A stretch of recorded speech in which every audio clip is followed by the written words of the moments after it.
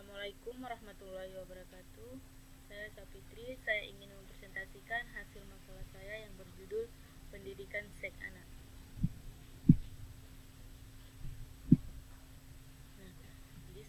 Pendidikan seks yang tidak diberikan di usia dini mengakibatkan tingginya kekerasan seksual pada anak yang dilakukan orang-orang terdekat, anak termasuk keluarga. Fenomena ini menunjukkan pentingnya pemahaman akan pendidikan seks pada anak usia dini.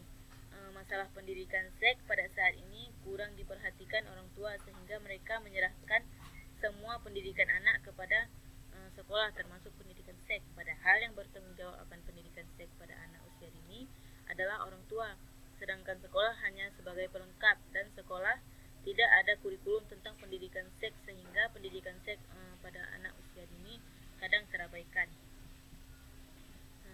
Selanjutnya ada pengertian pendidikan seks.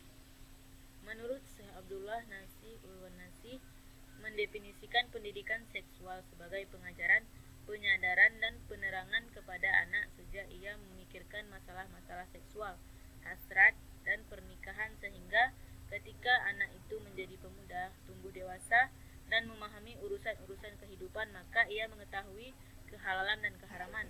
Sedangkan menurut Sarlito dalam buku Psikologi Remaja, secara umum pendidikan seks salah satu untuk mengurangi atau mencegah penyalahgunaan seks, khususnya untuk mencegah dampak-dampak negatif yang tidak diharapkan seperti kehamilan yang tidak direncanakan, penyakit menular, depresi dan perasaan berdosa. Selanjutnya ada pendidikan seks dalam Islam. Pendidikan seks dalam Islam tidak berdiri sendiri melainkan berkaitan erat dengan pendidikan yang lain seperti pendidikan akidah, akhlak dan ibadah.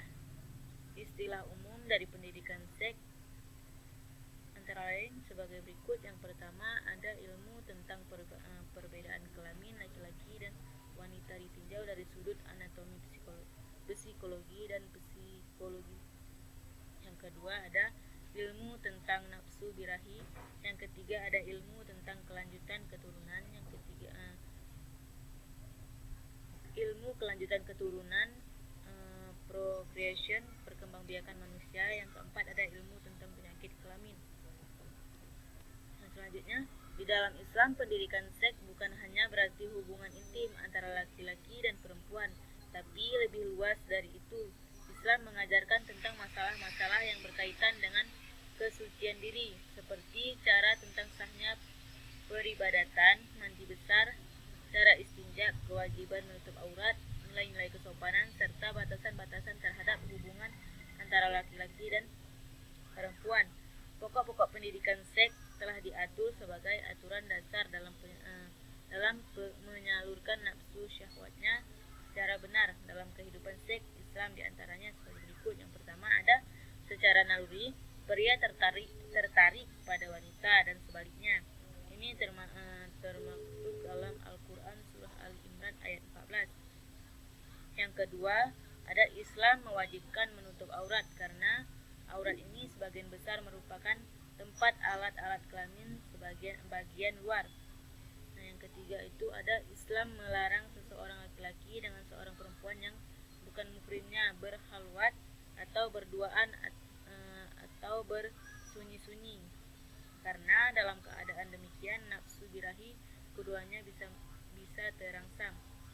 Yang keempat ada Islam melarang perzinahan karena tidak beradab dan merusak sendi-sendi kehidupan masyarakat.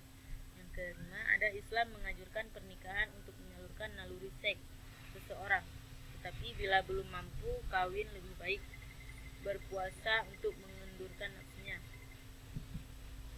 Jadi kesimpulannya bisa kita ambil bahwa secara umum pendidikan seks salah satu cara untuk mengurangi atau mencegah penyalahgunaan seks, khususnya untuk mencegah dampak-dampak negatif yang tidak diharapkan seperti kehamilan yang tidak direncanakan, penyakit menular, depresi dan perasaan berdosa.